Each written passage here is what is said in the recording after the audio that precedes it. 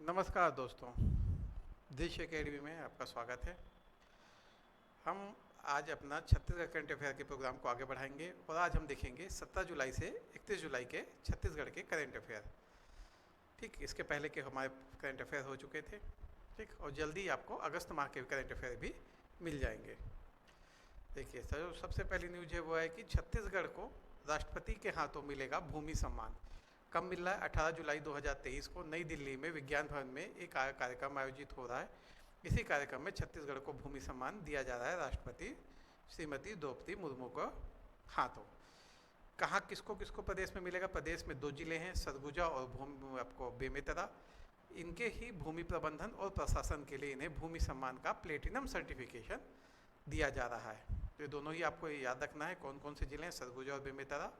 ठीक, platinum certificate सम्मान दिया जा रहा है। अभी आपके सामने जो एग्ज़ाम है महिला पर्यवेक्षक का, उसके लिए बहुत ही इम्पॉर्टेंट है यह न्यूज़।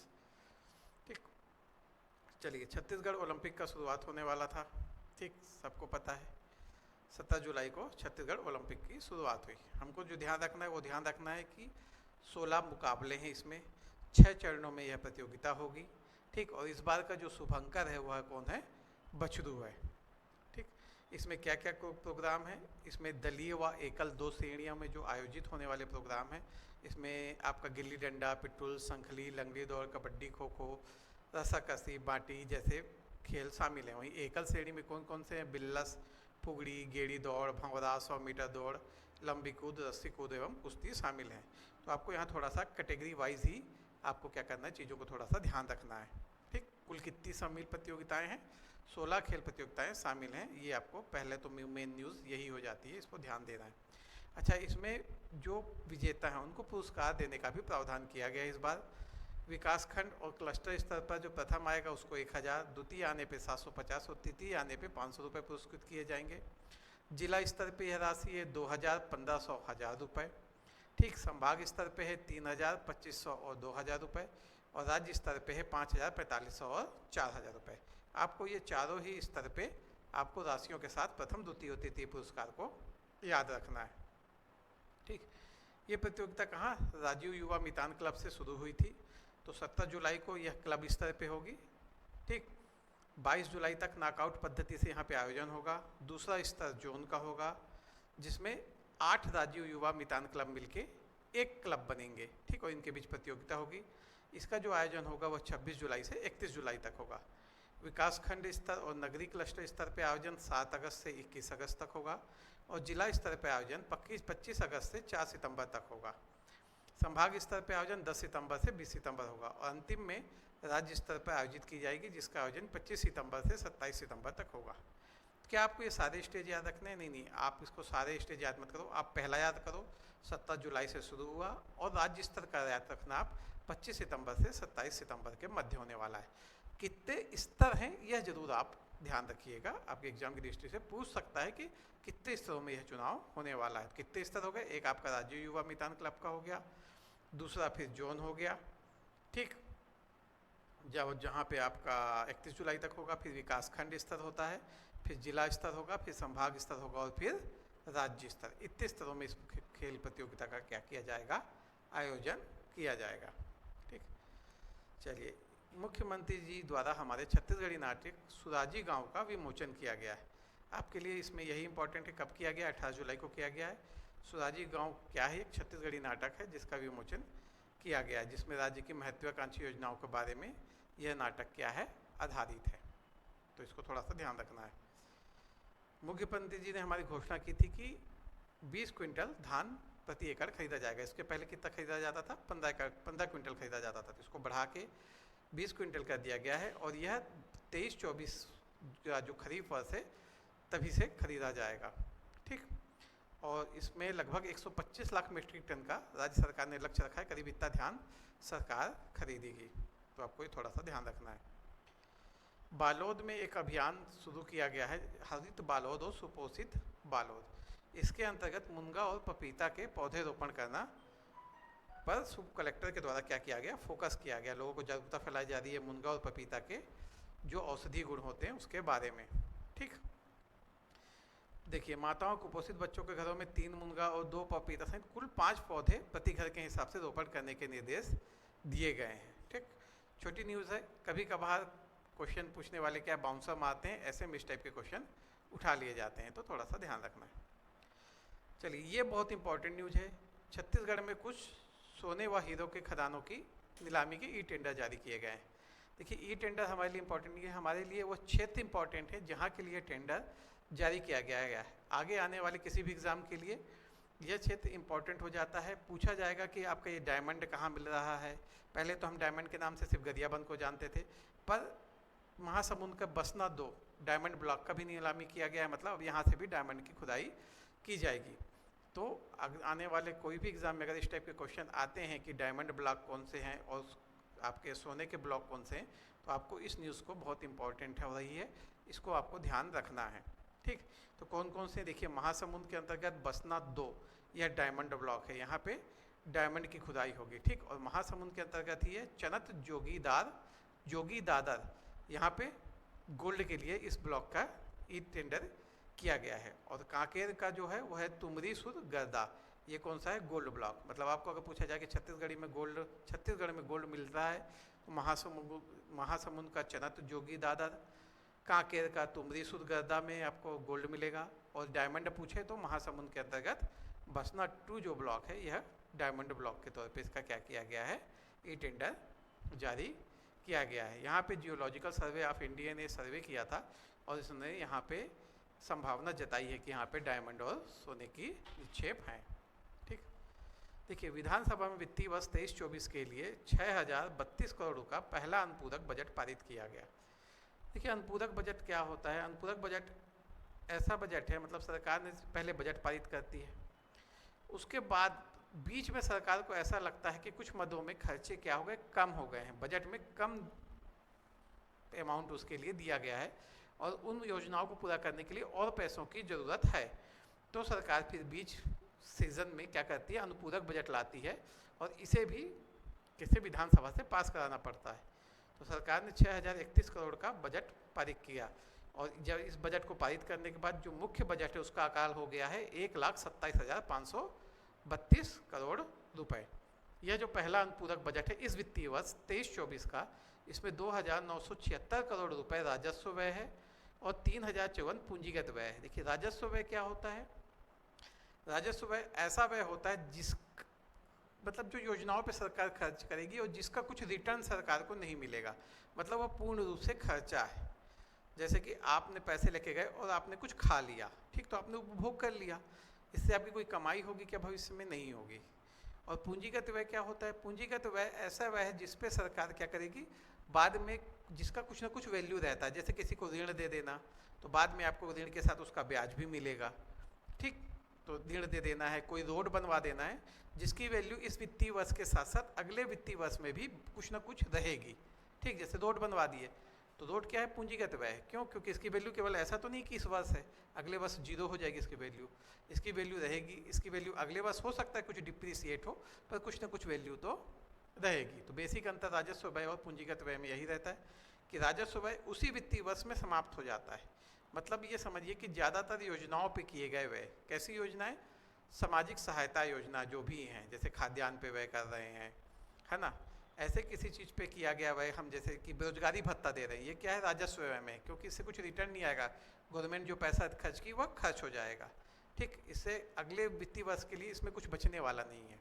ठीक, जो भी पेंशन योजनाएं हैं ये सारी आपकी राजस्व व्यय में जाती है, जिसमें कुछ भी अगले वर्ष के लिए नहीं बचता। पूंजीगत व्यय में क्या है, ऐसी योजनाएं जैसे कि हाउसिंग बोर्ड हो गए, घर बना दिए, ब्रिज बना दिए, ठीक, कॉम्प्लेक्स बना दिए, शॉपिंग कॉम्प्लेक्स बना दिए, ऐसी कुछ भी चीज़ें जिसकी वैल्यू अगले साल भी रहेगी, या सरकार जहाँ से कुछ ना कुछ अगले साल भी कमा सकती है, या कहीं ना कहीं से उसका रिटर्न कुछ ना कुछ वैल्यू उस पर रहेगा, अगले साल उसकी वैल्यू 0 नहीं होगी।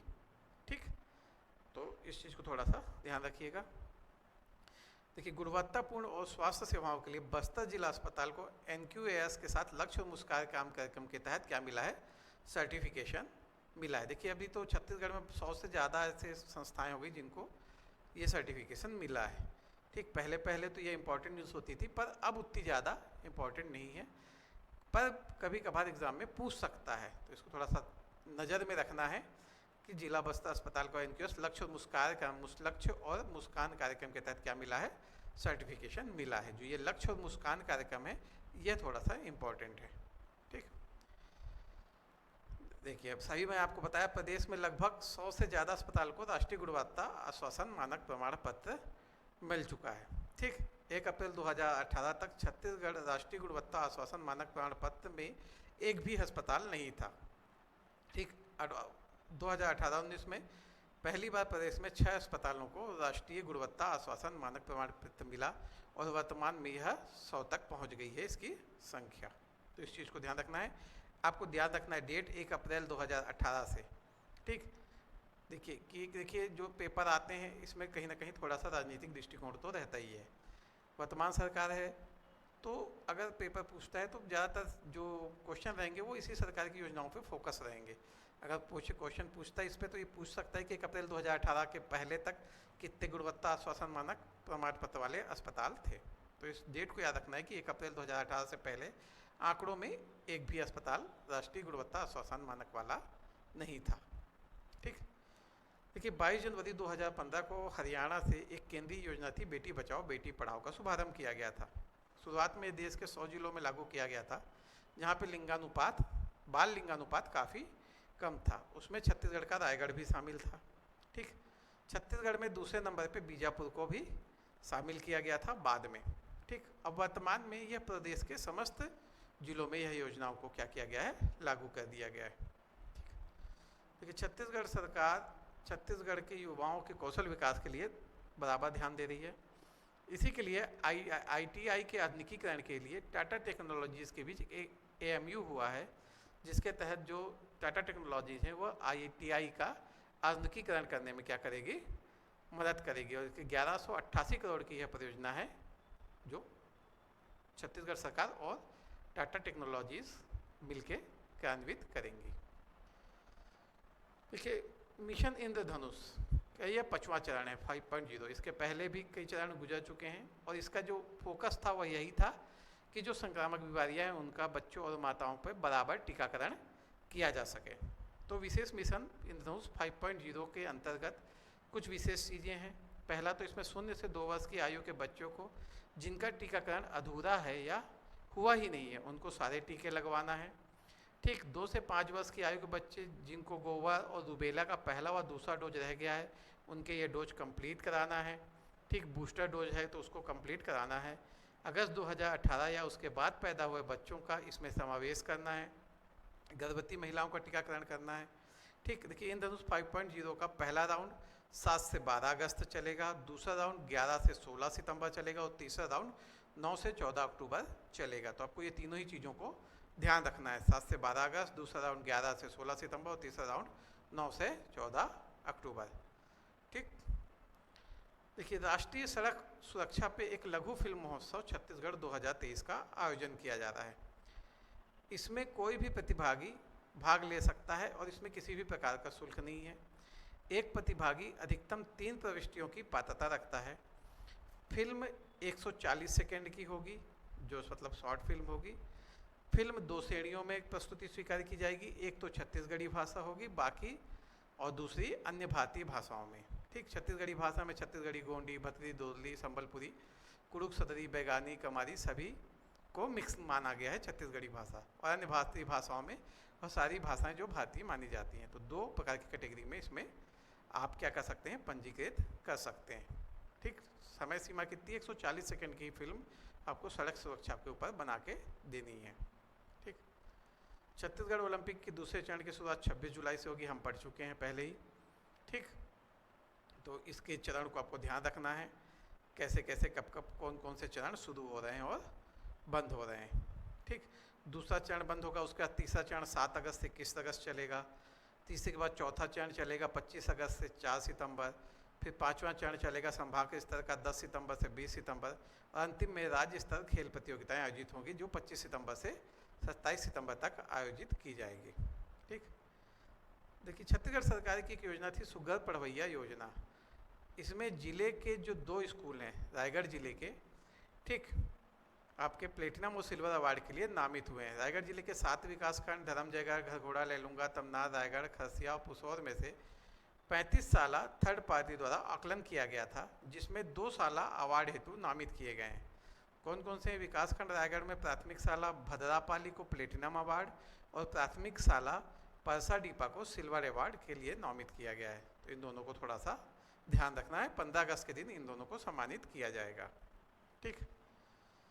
नीति आयोग ने एक डेल्टा रैंकिंग जारी की है कृषि और जल संसाधन के क्षेत्र में। इसमें जो है राजनांदगांव जिले को देश में 3रा स्थान मिला है। तो आपको ध्यान रखना है क्षेत्र कौन सा है, कृषि और जल संसाधन का है, देश में कौन सा स्थान मिला है, तो 3rd स्थान मिला है। ठीक, चैंपियन ऑफ चेंज के तौर पे जिले को सराहना मिली है। तो आपको इस जिले का नाम याद रखना है, राजनांदगांव। 3रा स्थान क्षेत्र है कृषि और जल संसाधन। ठीक। देखिए, आयुष्मान कार्ड पंजीयन में इस बार गरियाबंद जिले को प्रदेश में कैसा स्थान मिला है, 1ला स्थान मिला है। आपको बस इतना ही ध्यान रखना है, आयुष्मान कार्ड पंजीयन के मामले में गरियाबंद जिला प्रदेश में पहले स्थान पर है। ठीक। एक न्यूज़ आई है भारत सरकार की स्कूल शिक्षा मंत्रालय द्वारा वर्ष 21-22 के लिए। इसमें बताया गया है कि छत्तीसगढ़ में स्कूलों की ड्रॉप आउट जो दर है वो राष्ट्रीय दर से कम है। तो देखते हैं कितनी। देखिए, वर्ष 18-19 में छत्तीसगढ़ का ड्रॉप आउट रेट प्राथमिक स्तर के लिए 3.4% था, उच्च प्राथमिक के लिए 7% और उच्चतर माध्यमिक के लिए 19.8% था। वहीं 21-22 के लिए जो जाकरी छत्तीसगढ़ के लिए जो आंकड़े मिले हैं उसके लिए प्राथमिक स्तर पे यह 0.8% था। ठीक, उच्च प्राथमिक के लिए 4.1% था और उच्चतर माध्यमिक के लिए 9.7% है। ठीक, तो हम देख सकते हैं कि 18-19 और वर्तमान की तुलना में कितना ज़्यादा डिफरेंस दिख रहा है। जबकि पूरे भारत में अगर हम देखते हैं तो यह दर 1.5% है, उच्च प्राथमिक पे 3% है और उच्चतर माध्यमिक पे 12.6% है, जो छत्तीसगढ़ से ज़्यादा है। तो आप इस आंकड़ों को एक बार देख सकते हैं, इसको शॉर्ट में नोट भी कर सकते हैं। ठीक, आने वाले जो भी एग्ज़ाम है उसके लिए इंपॉर्टेंट हो जाते हैं थोड़ा।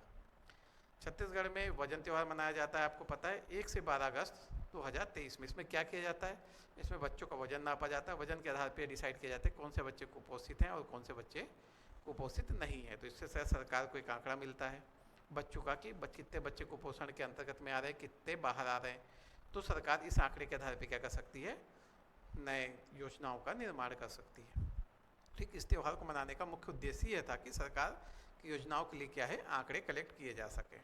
ठीक, तो यहाँ पे हमारा आज का छत्तीसगढ़ करंट अफेयर समाप्त होता है।